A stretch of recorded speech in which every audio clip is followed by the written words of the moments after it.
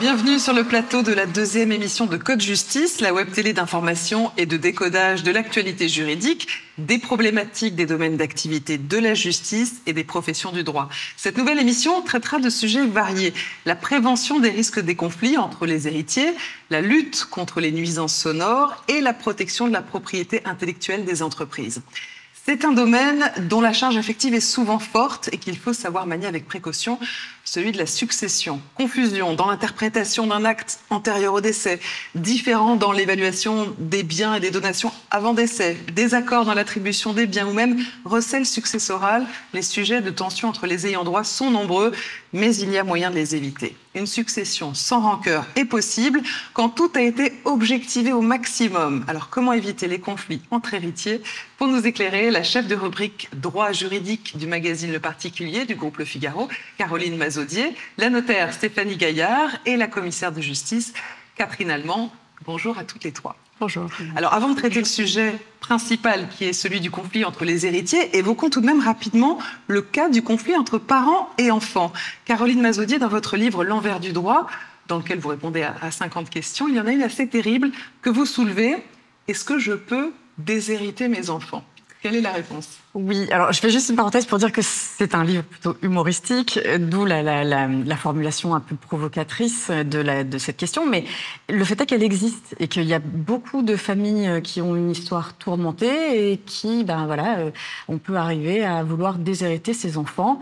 Alors, la réponse qui vient comme ça spontanément ici en France, c'est non. On ne peut pas le faire parce qu'il y a ce qu'on appelle la réserve héréditaire, qui est une sorte d'institution qui protège les enfants. C'est la part que la loi octroie obligatoirement à vos enfants sur votre succession. Si vous avez un enfant, c'est la moitié. 2 enfants, c'est deux tiers, je crois. Je suis sous le contrôle de Maître Gaillard notamment. Et si vous avez 3 enfants, c'est 3/4 ou plus de votre patrimoine qui ira directement à eux. Donc, en principe, vous ne pouvez pas. Il y a quand même des techniques. Notamment, la première, c'est 3/4 de rien, c'est rien. Donc, tout dépenser, ça peut être une idée. Alors, tout dépenser, évidemment, il ne faut pas le faire trop tard parce que ça pourrait être accompagné en plus on perd un peu la tête. Et là, l'enfant pourrait vouloir faire ouvrir une mesure de protection, une tutelle ou une curatelle. Donc, il faut le faire avant. Il faut le faire de manière assez modérée parce que si on dépense tout d'un coup, ça peut être problématique aussi. Et puis, il faut se réserver un petit peu d'argent. Par exemple, on peut vendre son bien immobilier en viager. Comme ça, on a une rente jusqu'à son décès. Ça peut être une idée. L'autre technique, c'est de tout placer en assurance vie. Donc là encore, il y a parce que ce capital de l'assurance vie ne passera jamais dans votre patrimoine. Il ne fait pas partie de la succession. Donc ça peut être un bon moyen de ne pas le laisser aux enfants. Ce qu'il faut quand même, là où il faut faire attention, c'est que le juge peut décider que les primes que vous avez versées pendant votre fin de vie étaient excessives par rapport à votre revenu, votre patrimoine, et du coup les réintégrer à votre succession. Donc c'est sous cette réserve-là. Et la troisième technique, c'est partir à l'étranger, notamment dans un pays où il n'y a pas de réserve héréditaire, un pays de common law. Avec une toute petite nuance, mais je ne vais pas rentrer dans ce détail-là, c'est que depuis 2021, je crois, il y a ce qu'on appelle le prélèvement compensatoire qu'on peut faire quand on est dans une succession internationale où il n'y a pas de réserve héréditaire. Si jamais il y a un bien qui se situe en France, alors on va pouvoir demander à un notaire de faire ce prélèvement compensatoire, de dire mais si j'habitais en France, j'aurais une réserve héréditaire, donc je veux qu'on m'applique cette règle.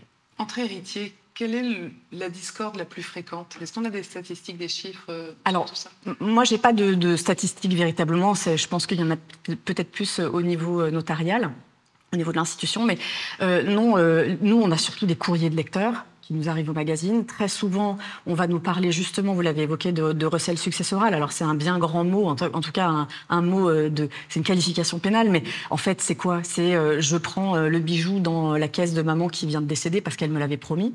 Donc, j'ai même pas l'impression de faire quelque chose de mal. Ou pire, je me sers dans son compte en banque parce que j'ai la procuration et j'ai pas conscience que c'est interdit. Mais tout ça, c'est absolument illégal. Il faut pas le faire. C'est une source de contentieux important. Il y a le sentiment d'inégalité, ça je pense que pareil, vous allez en parler, le développer, chez les enfants qui n'ont pas été traités de la même manière du vivant des parents ou dans le cadre d'un testament. Là, c'est une source importante de contentieux.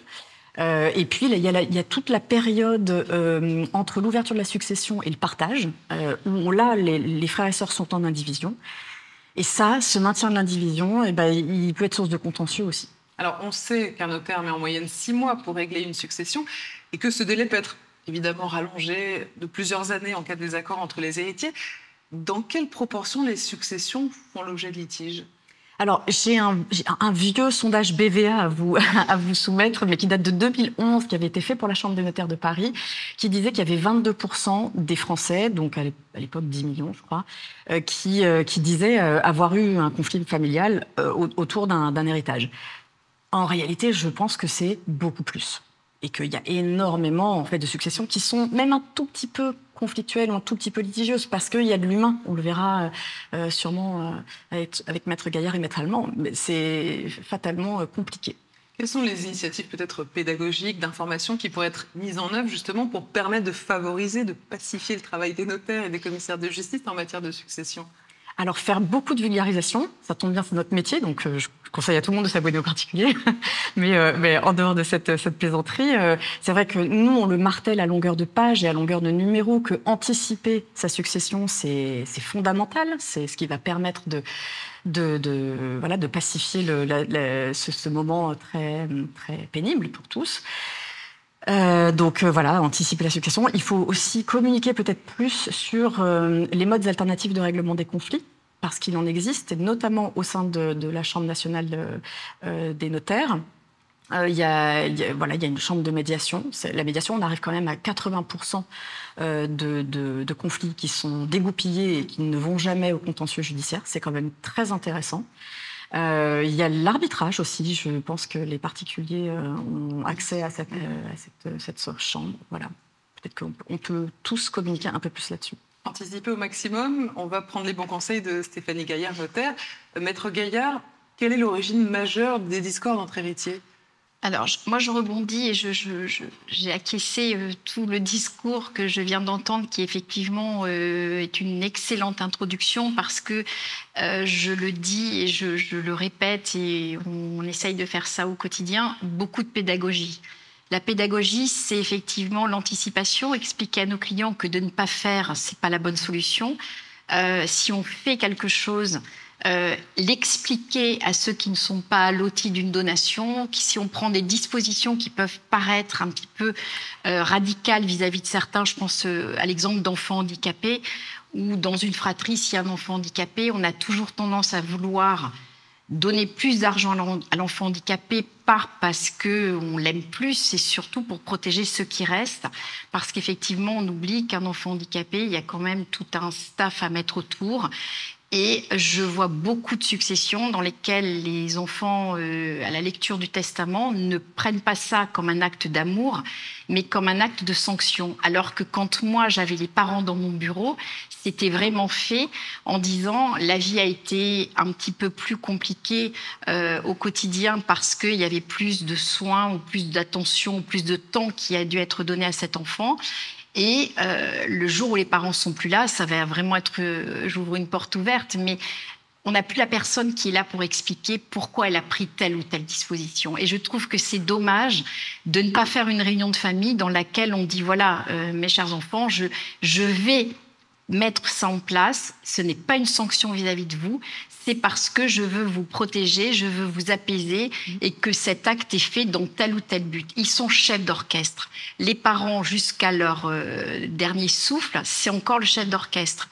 Et je vois vraiment une différence de posture, quel que soit l'âge des enfants. On en parlait tous les trois avant le début de cette émission.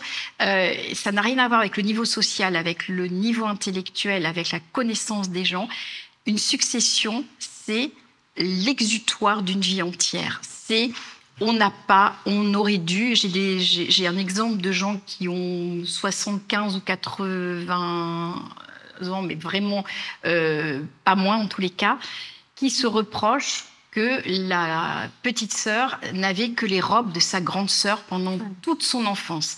Je peux rien faire, je peux pas rattraper, je peux essayer d'être le plus pédagogue possible. La grande sœur m'a dit, la petite m'a dit, je suis là pour embêter ma grande sœur.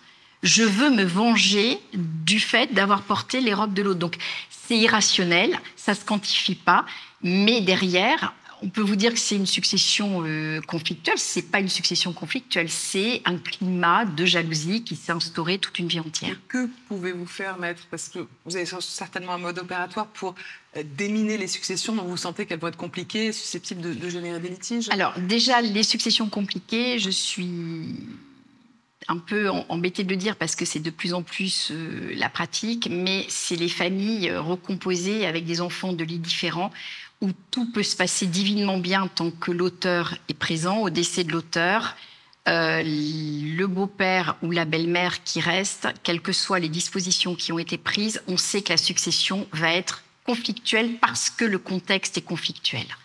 Deuxième cadre de dossier où je sais que ça va être compliqué, c'est les parents qui ont mis à disposition pour un des enfants un logement.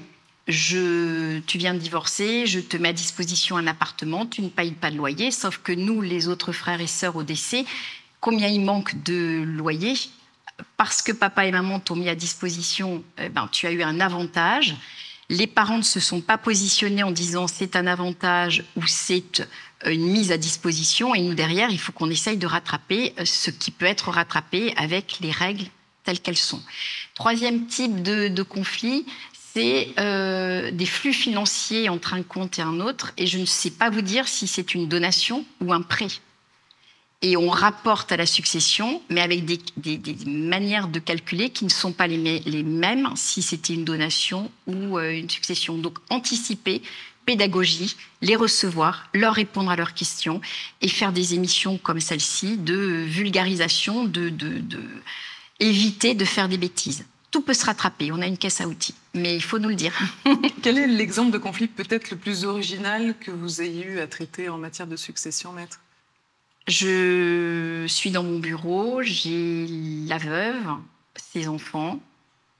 Ma collaboratrice tape à la porte en me disant « Maître Gaillard, il y a un jeune homme qui vient pour la succession de son père. » J'en étais au 2e ou 3e rendez-vous, famille tout à fait classique, profil tout à fait classique, et j'ai un enfant adultérin qui rentre dans le bureau.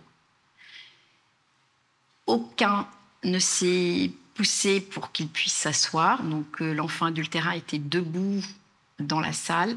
Je n'ai jamais su qui avait prévenu cet enfant. Autant vous dire que l'ambiance familiale a été un petit peu compliquée. Voilà. On l'imagine. Alors, maître, comment s'orchestre votre collaboration avec un commissaire de justice pour faire en sorte qu'une succession finisse par se clôturer favorablement? Alors moi, d'abord, je travaille énormément avec les commissaires de justice parce que ce sont nos partenaires privilégiés, c'est-à-dire que je considère que cette interprofessionnalité, elle est courante, on passe des bons moments. Il faut savoir que ça ne nous amuse pas du tout de régler une succession et on y met de l'affect. Donc ça fait du bien d'avoir un peu de fraîcheur. Donc travailler avec des gens qu'on connaît ou qu'on apprécie, ça nous permet aussi d'enlever un peu de lourdeur parce que c'est dur pour la famille, mais c'est dur pour nous. Un inventaire, c'est vraiment rentrer dans l'intimité des gens. Et je peux vous promettre que nous sommes officiers publics et on donne de notre temps. C'est quelquefois des demi-journées, des journées entières et on accompagne les gens pour chercher un testament, pour chercher des documents. On ouvre les armoires, on ouvre les tiroirs. C'est quand même c'est pas neutre même pour nous. Donc le quotidien avec les commissaires de justice, c'est le côté inventaire prisé pour le côté fiscal. Donc il faut rappeler, mais je laisserai la parole à Maître Lallemand, qu'il y a un côté fiscal dans le sens où en France, on calcule 5% du forfait mobilier quand il n'y a pas d'inventaire et quand il y a un inventaire, on le fait à la valeur réelle de l'inventaire, sous certaines petites recommandations que je laisserai développer par Maître Lallemand. Et deuxième chose, les commissaires de justice peuvent nous servir vraiment pour éviter le conflit lorsque vous avez des héritiers qui n'arrivent pas à se mettre d'accord sur le partage des biens mobiliers. Beaucoup de biens mobiliers, beaucoup de beaux objets. Là, on les fait intervenir pour préparer des lots équilibrés et aller jusqu'à un tirage au sort pour que chacun de la fratrie ait non pas le cendrier qu'on a tous envie d'avoir, mais la notion d'aléa liée au tirage au sort. Un tirage au sort. Alors, Je voudrais juste qu'on revienne un peu sur la notion de recel successoral, maître. On l'a évoqué tout à l'heure. Vous pouvez nous rappeler en un mot ce qu'est un recel successoral et comment on procède en cas de soupçon de recel successoral? Alors, déjà, c'est la base. S'il y a un recel qui est avéré, je ne suis plus, et quand je dis je, la profession de notaire sort du dossier, puisque par définition, on n'est plus dans l'amiable. Donc, un recel, c'est une action qui fait que vous mentez aux autres héritiers. Il y a un testament, je l'ai caché.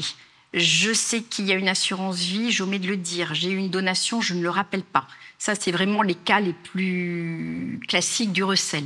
Si nous avons connaissance de ce type d'action, on n'est plus dans un dossier classique.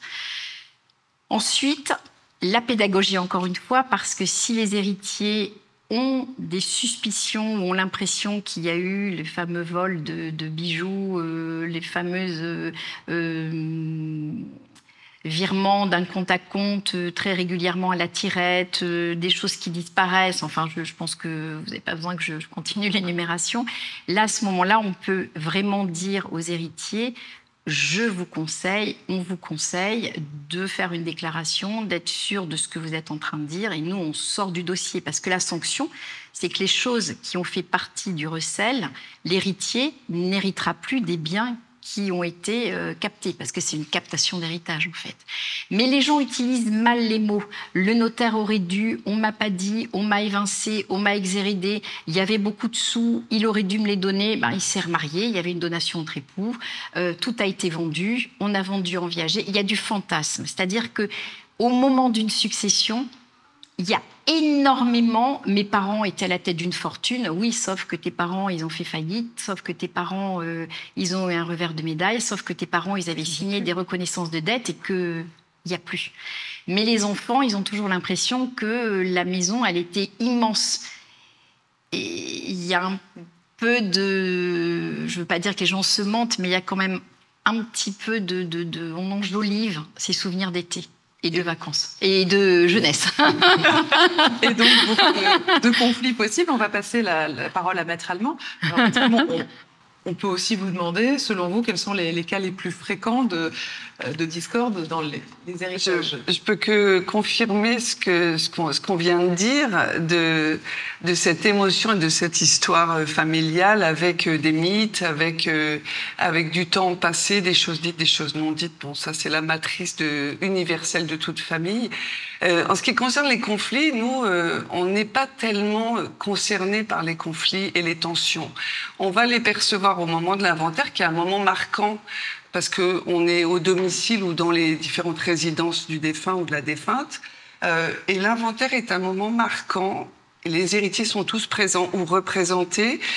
Et au moment où on sent qu'il y a des tensions, le notaire, lui, est très impliqué. Nous, on va plutôt s'extraire et se mettre dans une bulle un peu autistique pour se concentrer sur ce qu'on a à faire, c'est-à-dire une description, une authentification et une prisée des meubles meublants. Et c'est vrai que on va parfois, un héritier va nous dire: ah, cet objet, il est dans la famille depuis des siècles, et on va dire, malheureusement, il n'est pas très ancien.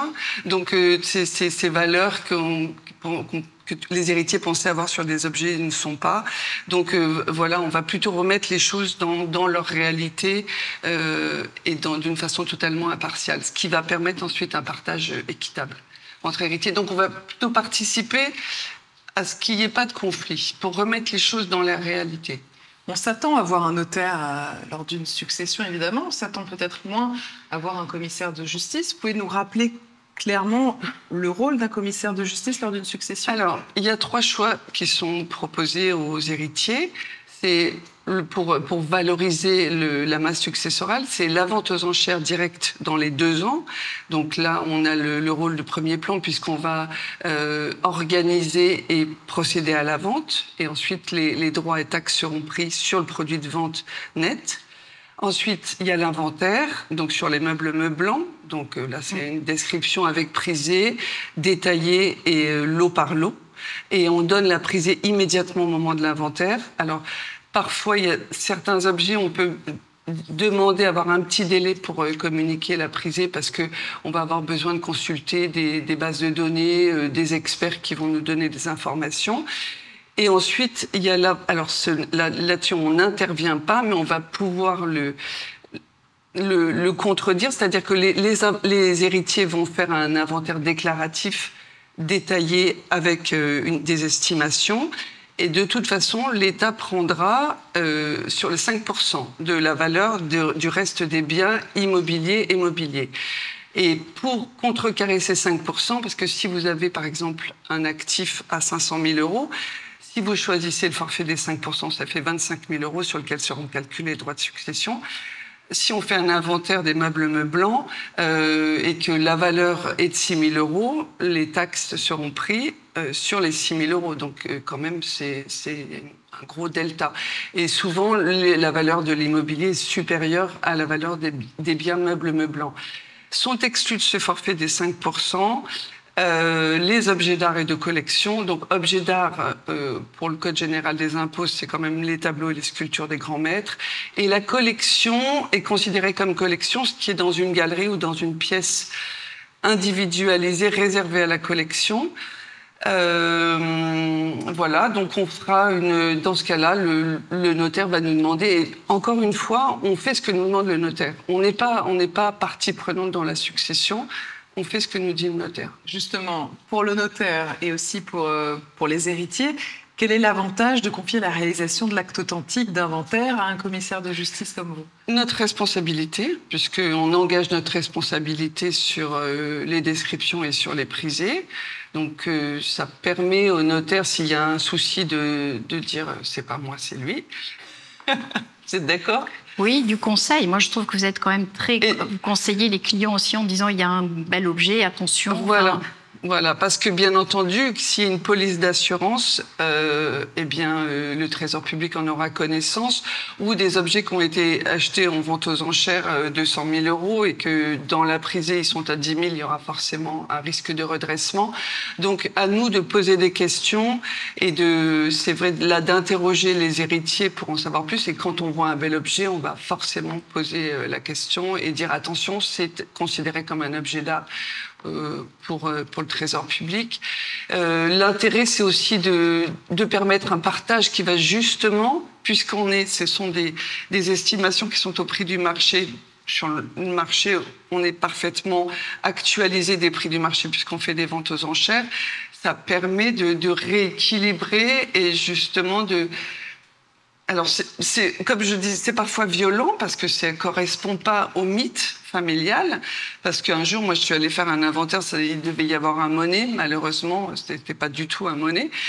Donc, on remet les choses à leur place et ça permet des partages équitables dans lesquels il n'y a plus de discussion, plus de tension. Alors, ce qui pose problème en matière de succession, évidemment, ce sont les situations bloquées en raison notamment du silence d'un héritier sans motif légitime. Les co-héritiers peuvent faire appel à un commissaire de justice pour signifier une sommation d'opter au successeur bloqueur. Qu'est-ce que ça veut dire? Alors attention, la sommation, c'est l'avocat qui l'a fait, c'est pas le commissaire de justice.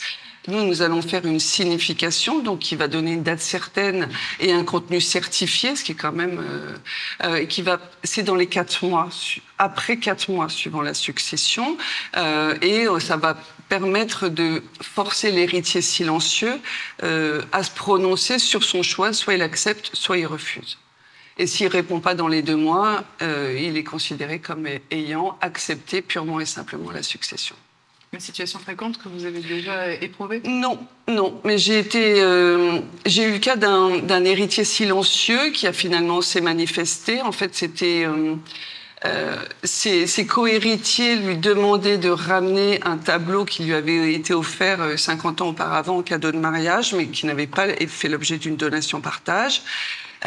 Et c'était un très beau tableau d'un peintre qui n'était pas un peintre majeur, mais un peintre important et un très beau tableau. Et l'héritier, finalement, s'est manifesté, donc elle est sortie de son silence, mais est revenu avec le tableau lacéré. Donc j'ai trouvé frappant pour l'œuvre et pour les co-héritiers. Nous allons maintenant passer à la deuxième rubrique de notre émission, Décodage Société.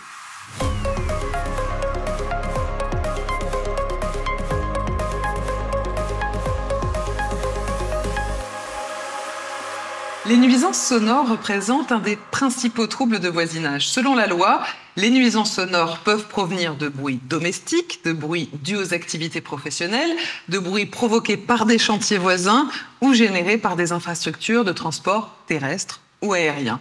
Les nuisances sonores peuvent littéralement pourrir la vie de ceux qui en sont victimes. Il y a heureusement des recours à partir du moment où la notion de trouble anormal peut être démontrée. Alors comment faire face aux nuisances sonores auxquelles nous pouvons tous être confrontés? Quels sont les moyens juridiques à notre disposition? Quels sont les bons réflexes à avoir pour résoudre ces problèmes? Pour en parler, Justine Monroe, responsable du pôle média du Centre d'information sur le bruit, le CIDB, et rédactrice en chef de la revue Écobruit. Caroline Mazaudier, chef de rubrique droit justice du magazine Le Particulier du groupe Le Figaro, et Julien Ferlicot, commissaire de justice.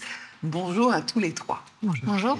Alors, Caroline Mazaudier, dans un de vos articles dans Le Particulier, vous citiez un cas d'une entreprise qui a été obligée de déplacer son activité et de verser 70 000 € de dédommagement d'intérêt aux propriétaires d'une maison d'habitation voisine. On peut donc obtenir des condamnations importantes quand il s'agit de nuisances sonores? Je vais vous faire un peu la réponse de Jean Gabin dans Le Président d'Henri Verneuil. Il y a des poissons volants, mais c'est pas la majorité du genre.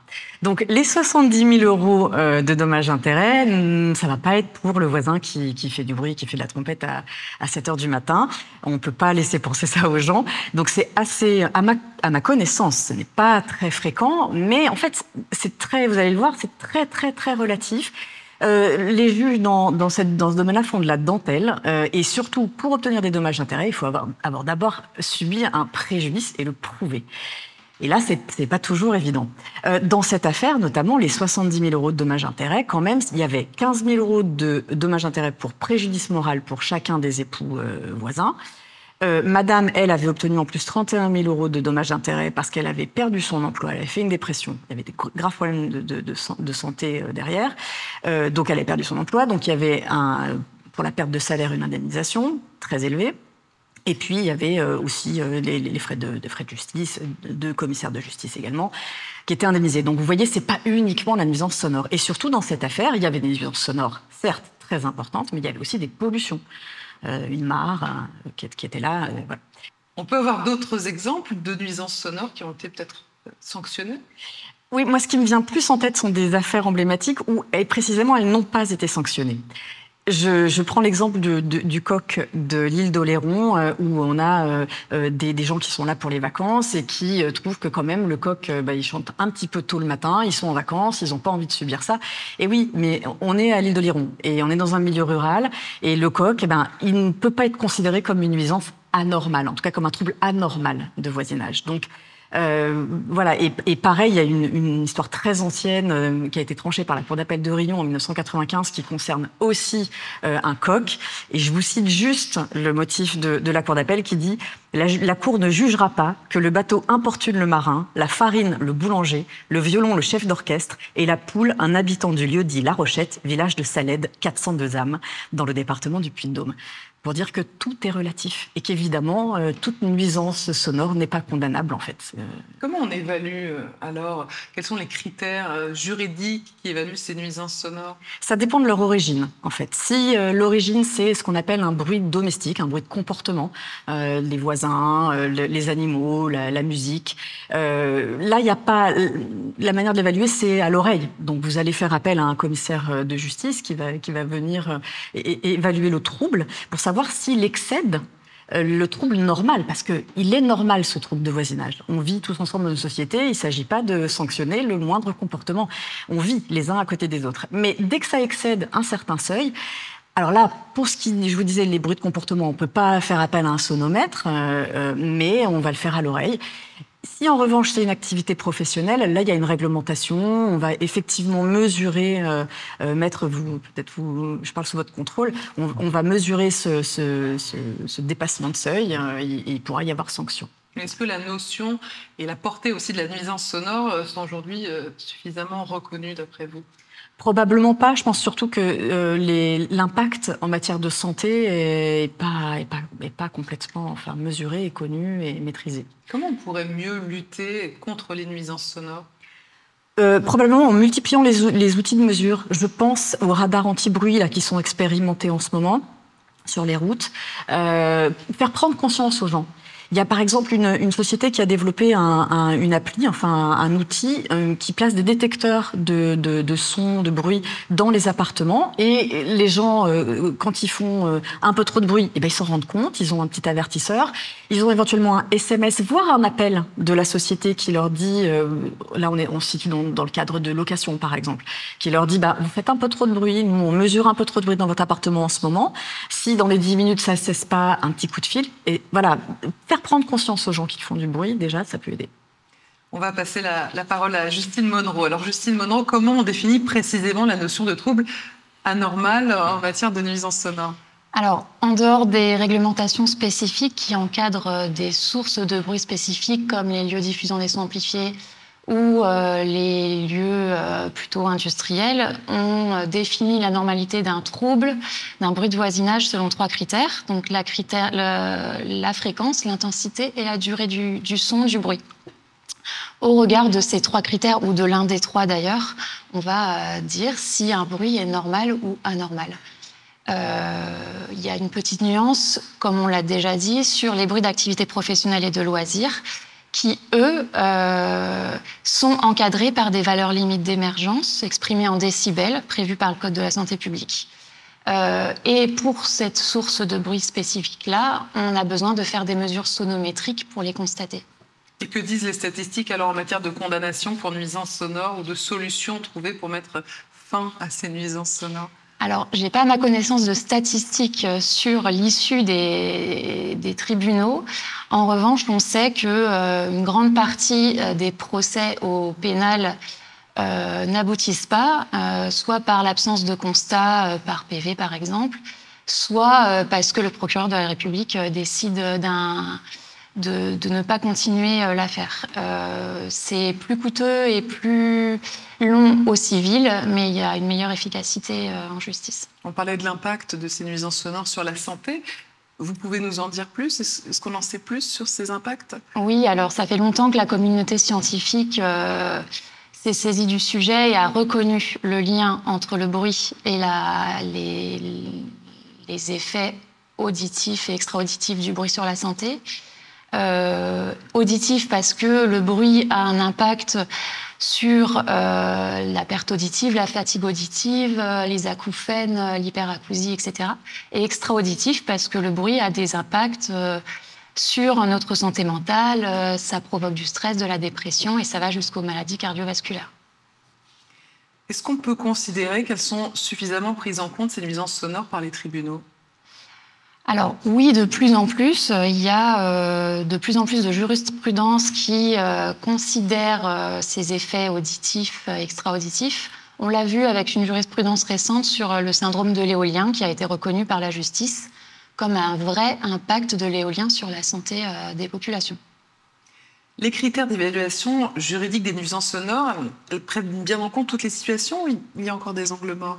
Alors, la réglementation, elle est très dense, justement. Nous, c'est ce qu'on trouve, c'est qu'elle est très dense.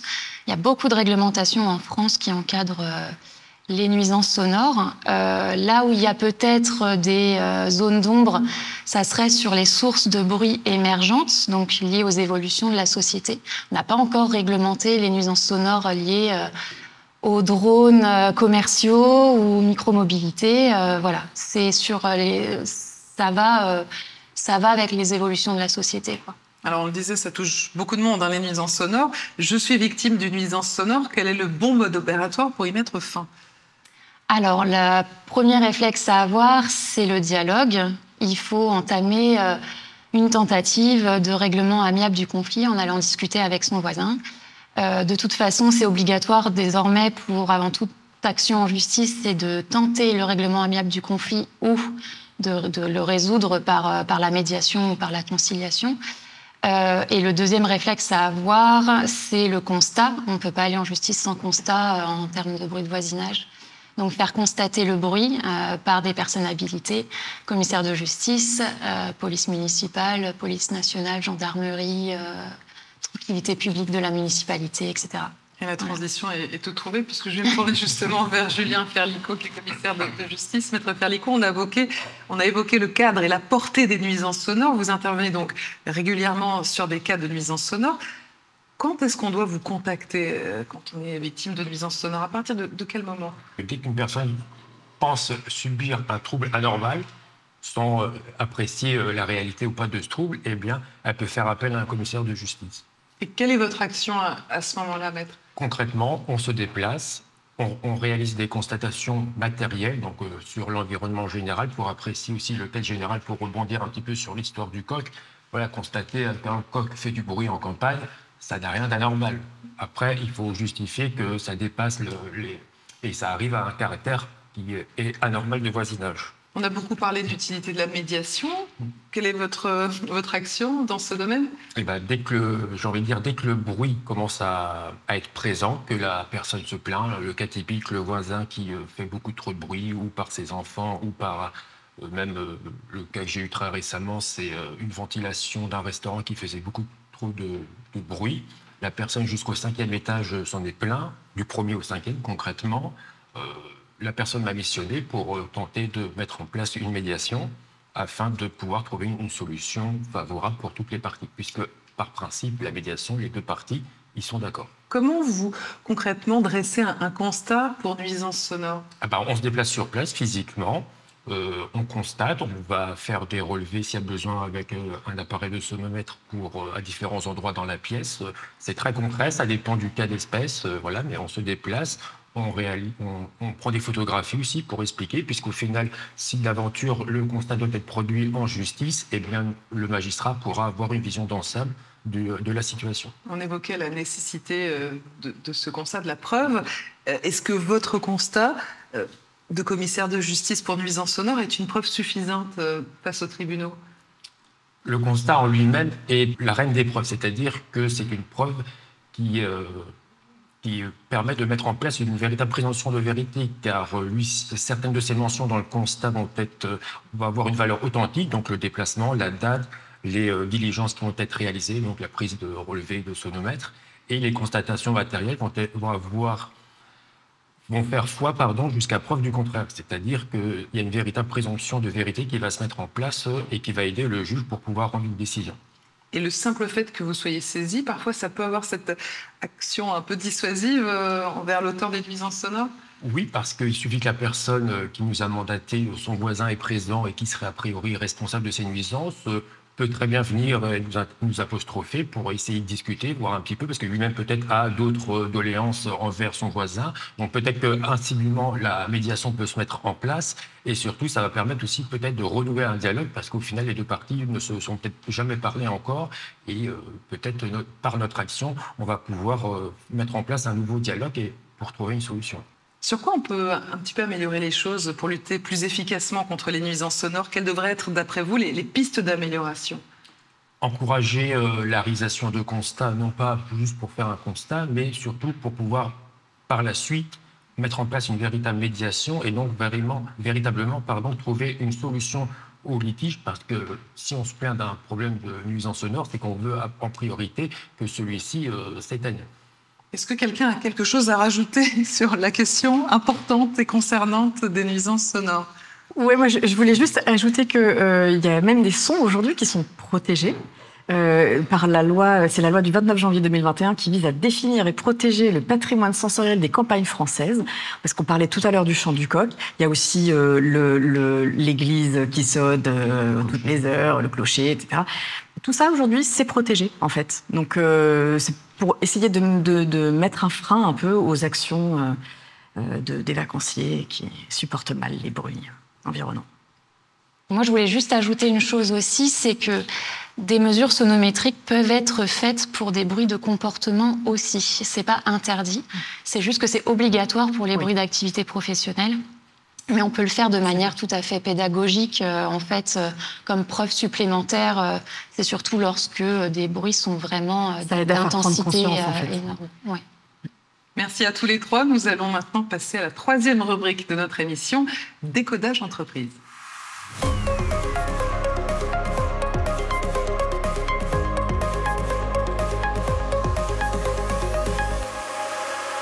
L'Institut national de la propriété intellectuelle, l'INPI, définit la contrefaçon comme la reproduction, l'imitation ou l'utilisation totale ou partielle d'un droit de propriété intellectuelle sans l'autorisation de son propriétaire. Habits, parfums, montres, mais aussi logiciels, produits alimentaires ou médicaments. La contrefaçon est un phénomène massif qui touche tous les produits du marché. Elle représente 2,5% du commerce mondial et jusqu'à 5,8% des importations de marchandises dans l'Union européenne, selon l'OCDE. Alors, comment protéger efficacement la propriété intellectuelle des entreprises menacées par la copie, la contrefaçon?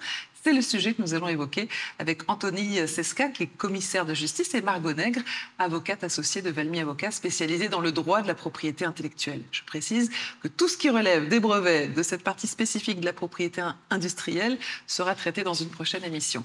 Bonjour à tous les deux.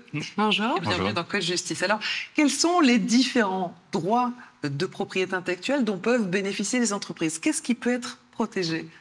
Alors, on a plusieurs familles de droits. Il y a des droits qu'on enregistre, d'autres qu'on n'enregistre pas, et puis ça dépend aussi de ce qu'on veut protéger. Je vais commencer par le plus connu, qui est le droit des marques. Donc, une marque va protéger un nom, un logo, ça peut être un jingle sonore. On a toutes sortes de signes qu'on peut déposer à titre de marque. Et ces marques, elles vont être enregistrées auprès de l'INPI. Elles vont permettre pour l'entreprise d'être identifiée, c'est-à-dire qu'on va pouvoir identifier l'origine du produit, et elle va permettre de distinguer différents produits ou services similaires entre eux. Les marques permettent donc de protéger, en gros, le nom de l'entreprise.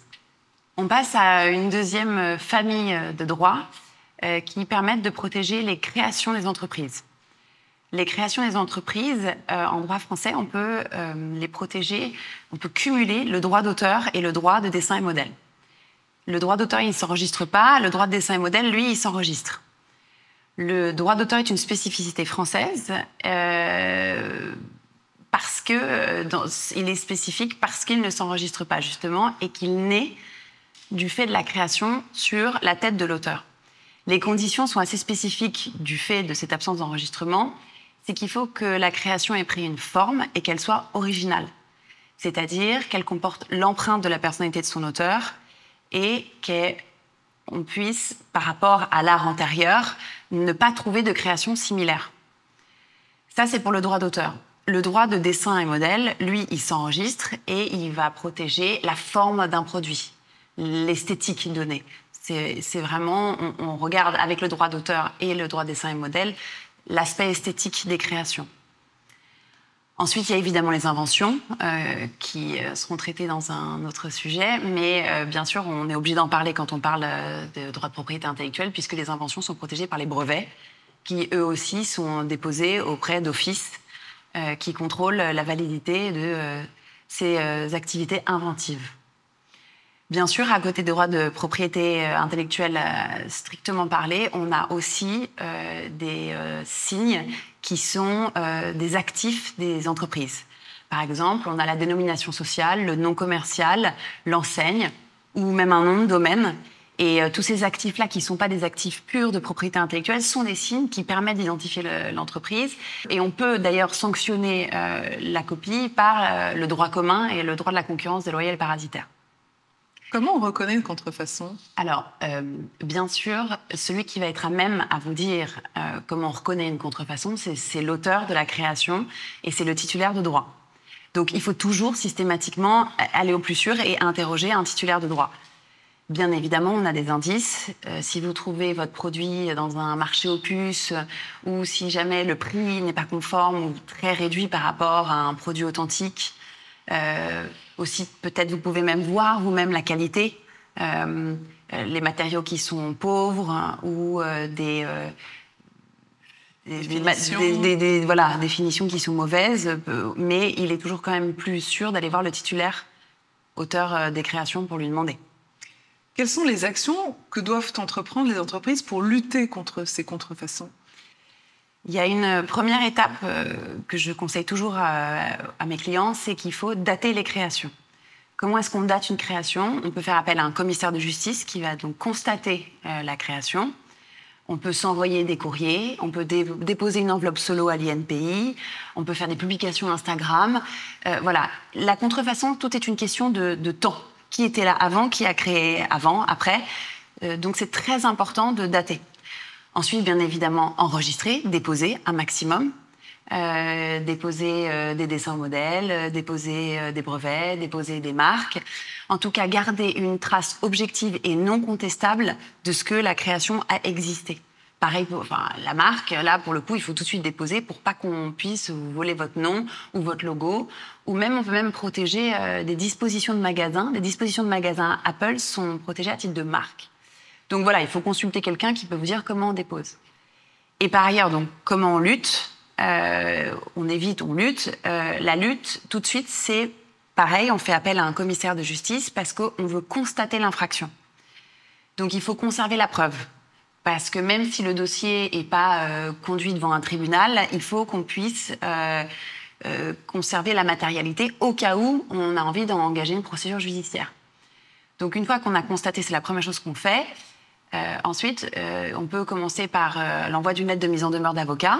Donc ça, c'est une procédure amiable, précontentieuse, où l'avocat va expliquer et dénoncer les faits à la partie adverse en lui demandant de cesser et souvent aussi en lui demandant des indemnités. Si cette phase-là n'est pas productive, et ça arrive une fois sur deux, dans ces cas-là, il faut taper du poing un peu plus fort. Et là encore, je fais très souvent appel à un commissaire de justice parce qu'on fait des opérations de saisie-contrefaçon. Grâce à ces opérations de saisie-contrefaçon, en fait, on mène une enquête privée et le commissaire de justice va, grâce à une autorisation d'un magistrat que l'avocat va obtenir, pouvoir diligenter une enquête chez le contrefacteur pour savoir l'origine de la contrefaçon et surtout les quantités. C'est très important. Et ça va permettre de donner une base à une action judiciaire qui peut être une plainte au pénal, une assignation en référé s'il y a une urgence ou une assignation au fond. Et quelles sont les sanctions alors pour les consommateurs et aussi pour les contrefacteurs eux-mêmes ? Alors, pour les consommateurs, j'allais faire un parallèle avec la consommation de stupéfiants. C'est un petit peu la même chose. Si vous êtes arrêté à l'aéroport avec un sac contrefaisant, que vous n'en avez qu'un sur vous, il ne va pas vous arriver grand-chose. Mais j'ai déjà vu justement, on travaillait aussi avec un commissaire de justice pour faire ça, un titulaire de marque, une grande maison de luxe, parfois, on leur retournait des sacs contrefaisants pour les faire réparer. Donc la personne s'était fait offrir un sac qui était un faux. Et là, la maison de luxe était bien embêtée parce qu'ils ne voulaient pas restituer ce faux pour qu'il retourne dans la nature. Et donc là, avec l'aide du commissaire de justice, on obtient une saisie contrefaçon pour que ce produit soit conservé par la victime, le titulaire de droit. Ça, c'est pour le consommateur, j'allais dire, qui consomme peu. En revanche, le contrefacteur avéré avec des grosses quantités qui en fait commerce, là, il y a des sanctions devant les tribunaux civils et également dans les tribunaux pénals. Et ces sanctions-là, alors civiles, c'est évidemment des indemnisations pour le préjudice subi, des interdictions de commercialisation, des rapatriements des produits des circuits commerciaux, et puis souvent des publications judiciaires. C'est ce qui fait très peur en général aux contrefacteurs. Et sur un plan pénal, bon bah là, il y a des peines de prison. Bon, c'est très rare, ça c'est en cas de récidive. Mais là c'est pareil, il y a des amendes qui sont fixées et évidemment des dommages d'intérêt pour les victimes, parties civiles. Mais le juge pénal est en général moins généreux que le juge civil, donc on va souvent devant le juge civil pour obtenir, si on veut, des réparations plus fortes. Alors vous parlez des victimes, est-ce que vous pouvez nous donner un petit peu la nature du préjudice subi par ces entreprises titulaires de propriété intellectuelle ? Alors, elles sont de 3 ordres. Le premier préjudice, c'est un préjudice d'atteinte à leurs droits. Parce que mon droit de propriété intellectuelle, c'est un actif. Ma marque, c'est un actif énormissime. Il y a certaines ventes de marques qui se font à des millions d'euros. Donc, c'est un actif très fort. Et si je vulgarise cette marque, si j'y porte atteinte, mon actif va diminuer. Donc, je subis un préjudice d'atteinte à mes droits. Ça, c'est le premier volet. Le deuxième volet, c'est le préjudice commercial. Alors lui, évidemment, le préjudice commercial, il est plus concret. C'est les ventes perdues, le gain manqué. soit parce que les produits sont interchangeables et donc le consommateur a acheté un faux au lieu d'acheter un vrai, soit parce que mon produit ayant été dénigré, le consommateur ne va plus faire l'effort à nouveau d'aller dépenser cette somme d'argent dans un produit. Donc ça, c'est le préjudice commercial. Et enfin, il y a le préjudice moral, qui est un préjudice difficile à prouver, mais qui est le préjudice d'atteinte à l'image de l'entreprise, puisqu'évidemment, ces produits vont être associés à des produits de moindre qualité ou des produits dangereux. Et c'est toute l'image de l'entreprise qui en pâtit. Alors, vous avez beaucoup évoqué votre collaboration avec les commissaires de justice. Ah oui. Je vais me tourner vers Anthony Cesca. Anthony Cesca, quel est concrètement le champ de votre intervention pour contribuer à la protection de la propriété intellectuelle de ces entreprises? Alors, les commissaires de justice interviennent à différents niveaux. Margot l'évoquait tout à l'heure.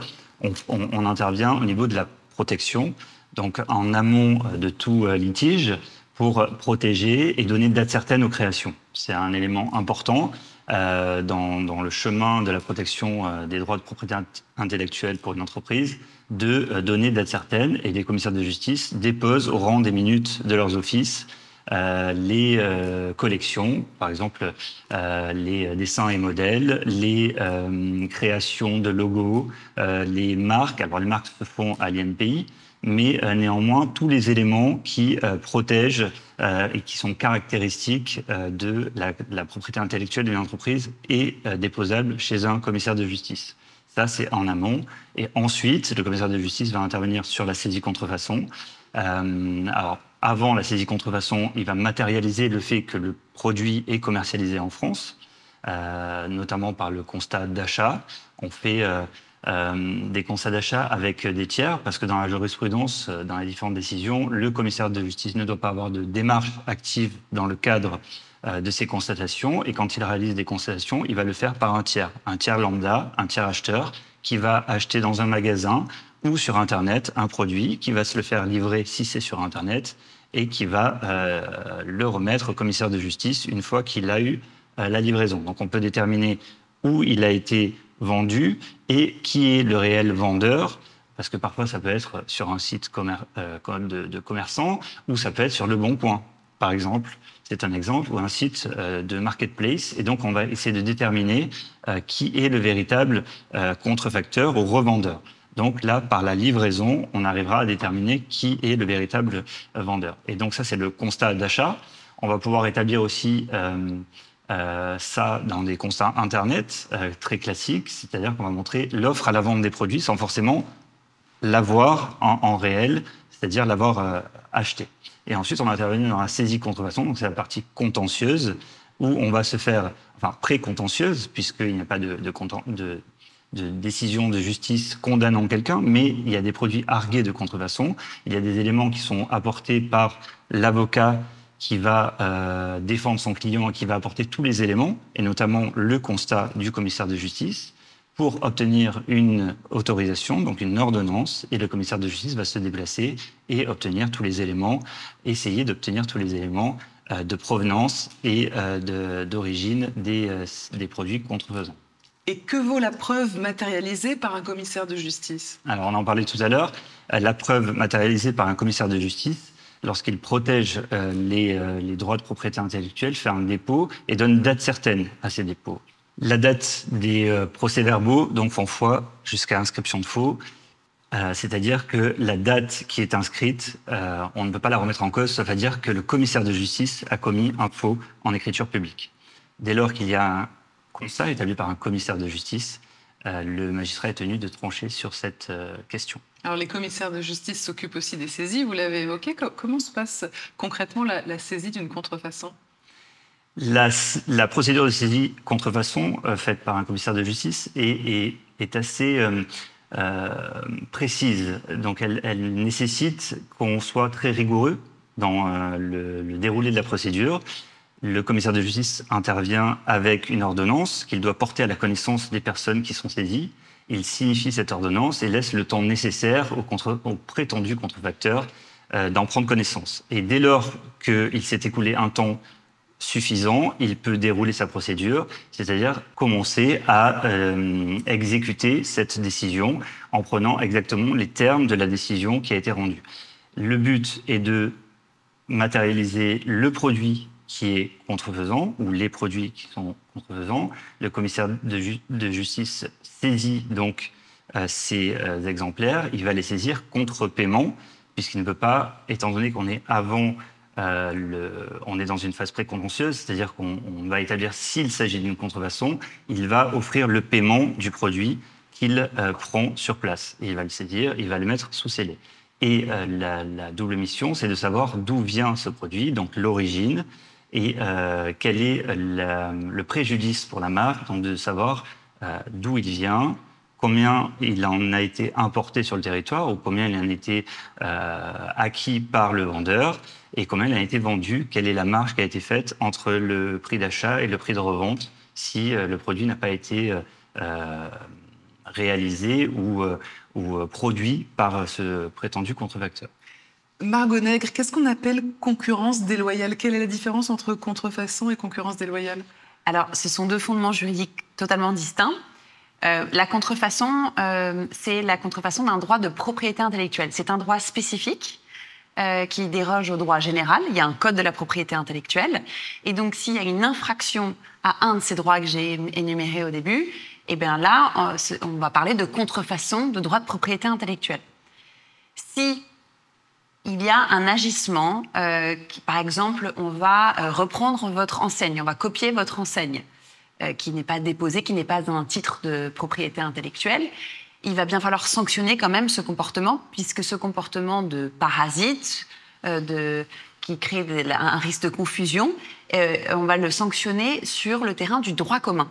Et là, en fait, c'est le Code civil et la responsabilité délictuelle pour faute. Et cette faute, elle est constituée par la concurrence déloyale et le parasitisme.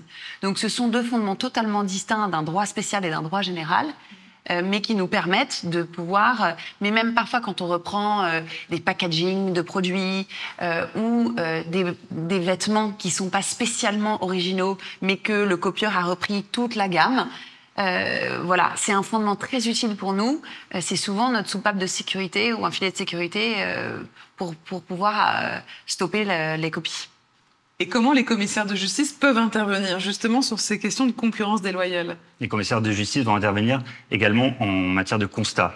C'est-à-dire qu'on va réaliser des constats. Donc en matière de contrefaçon, on l'a évoqué tout à l'heure. En matière de concurrence déloyale, ça va être souvent des constats sur Internet, mais ça pourra être aussi en matière de concurrence déloyale. Il y a un élément aussi fondamental, c'est le dénigrement. Et le dénigrement, on va le constater notamment sur des publications qui peuvent être sur les réseaux sociaux, qui peuvent être sur un avis qui est donné sur moteur de recherche. Les avis souvent être constatés et s'ils sont donnés juste et uniquement dans le but de nuire à l'entreprise concurrente, ça va être un élément qui va pouvoir être constaté par le commissaire de justice. On va pouvoir également, en matière de concurrence déloyale, il y a le fait de s'aborder, par exemple, l'entreprise concurrente, d'aller piocher dans son effectif et de rapatrier des anciens salariés ou d'aller piquer des idées chez le concurrent. Et ça, on va pouvoir le matérialiser, nous, commissaires de justice, par des constats, toujours des constats, mais des constats, par exemple, de boîtes mail ou d'échanges email, ou plus généralement sur des serveurs informatiques où on va récupérer des données. Alors parfois avec l'assistance et l'aide d'experts informatiques, on va pouvoir aller récupérer certains éléments de données qui vont être des éléments de preuve dans le cadre des procédures qui sont à suivre. Et dans quelle mesure l'autorité du commissaire de justice est-elle respectée quand vous procédez à vos interventions? Alors, j'ai tendance à dire qu'elle est assez respectée parce que l'image du commissaire de justice est l'image d'un professionnel qui agit avec conscience et qui a une autorité. Et donc, j'ai tendance à dire que moi, dans les procédures que je vois et que j'effectue, il y a une certaine déférence à l'autorité du commissaire de justice parce que finalement, on est l'exécutant d'une décision de justice et donc on est le bras du magistrat qui a rendu la décision. Mais évidemment, dans la société, ça ne se passe pas toujours comme ça. Il y a parfois des difficultés et c'est le jeu aussi pour le contrefacteur, c'est de cacher certains éléments, parfois où il va se braquer de prime abord. Et donc, c'est un aspect assez psychologique, cette procédure de saisie contrefaçon, c'est d'expliquer et de vulgariser tous les éléments juridiques pour expliquer que finalement, cacher des éléments ou ne pas les donner, on va peut-être les trouver, parce que dans la saisie contrefaçon, on va agir encore une fois avec parfois un expert, parfois un conseil en propriété intellectuelle, et il m'est arrivé parfois qu'on me cache des éléments où j'allais chercher chez une société des logiciels qui avaient été installés sur des postes informatiques. Et entre le moment où je commence ma procédure et le moment où je commence à l'exécuter, je vous ai dit qu'il fallait un temps nécessaire pour qu'ils en prennent connaissance, ils avaient supprimé tous les logiciels des postes informatiques. Sauf que ça se voit, et donc j'ai pu le matérialiser dans mon acte, et que ça a été encore pire au final pour le contrefacteur, parce qu'il a essayé de passer au-delà de l'autorité du magistrat, puisque finalement c'est le magistrat qui rend la décision et le commissaire de justice qui l'exécute. Donc j'ai tendance à dire, pour résumer, que ça se passe relativement bien, mais qu'il faut faire preuve de psychologie et d'adaptabilité, comme dans toutes les procédures que l'on mène, nous, commissaires de justice. Un mot de réaction après ce que nous a dit le commissaire de justice? J'ai écouté avec attention ce que disait Anthony, parce que je travaille régulièrement avec lui, et c'est vrai qu'on n'a pas vraiment l'occasion de parler un peu de notre ressenti ou de comment on vit notre travail. Ce que je voulais dire, c'est que c'est un joli exemple de collaboration entre un avocat et un commissaire de justice, parce que je ne peux pas travailler sans Anthony, je ne démarre pas un dossier sans qu'Anthony intervienne, et que c'est vraiment l'illustration d'un travail en binôme extrêmement efficace. Et quand on rencontre son binôme comme ça, c'est vraiment formidable pour l'efficacité des dossiers et pour les clients. Voilà. Oui, parce qu'au final, c'est le justiciable. Et c'est vrai que tout au long de la procédure, qu'on parle de contrefaçon ou de protection de l'entrepreneur ayant des droits de propriété intellectuelle, on intervient chacun à notre niveau. C'est-à-dire que la relation se fait souvent avec l'avocat qui va demander la protection. Donc c'est un jeu de ping-pong. Je protège, ça revient. S'il y a un problème sur une contrefaçon, ça va être un contentieux chez l'avocat. Je vais matérialiser la preuve, il va aller le défendre devant le tribunal, il va obtenir une ordonnance, ça va revenir, il va aller plaider pour déterminer qu'il s'agit bien d'une contrefaçon, qu'il y a bien un dommage, et ça va revenir encore après vers moi, et c'est plus classique chez les commissaires de justice, pour exécuter la décision de justice, tout simplement. C'est-à-dire qu'on a une condamnation, le but c'est qu'elle soit appliquée, et on va l'exécuter au final. Et parfois même, vous exécutez un travail de recherche. J'ai du mal sur le site Internet à trouver qui gère le site Internet, qui se cache derrière, parce que parfois les contrefacteurs, évidemment, font bien en sorte de se cacher.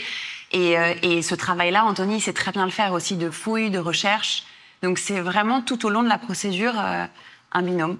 Merci à tous les deux pour cet éclairage sur la protection de la propriété intellectuelle, notamment des deux entreprises. On se retrouve très bientôt pour un nouveau Code Justice.